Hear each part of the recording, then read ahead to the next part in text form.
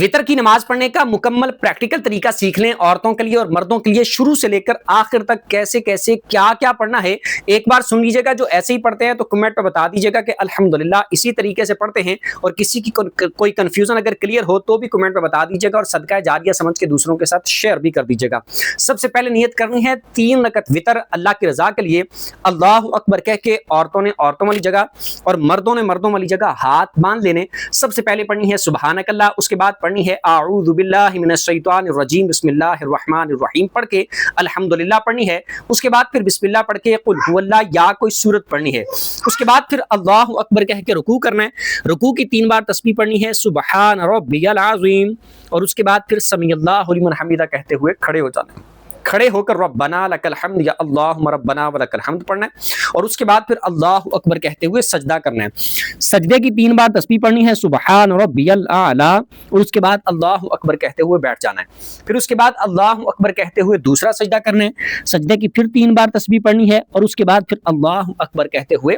کھڑا ہو جانا ہے۔ کھڑے ہو کر سٹارٹ کرنا ہے بسم اللہ سے، اس کے بعد پڑھنی ہے الحمدللہ، پھر اس کے بعد بسم اللہ پڑھ کے قل هو اللہ یا کوئی سورت پڑھنی ہے۔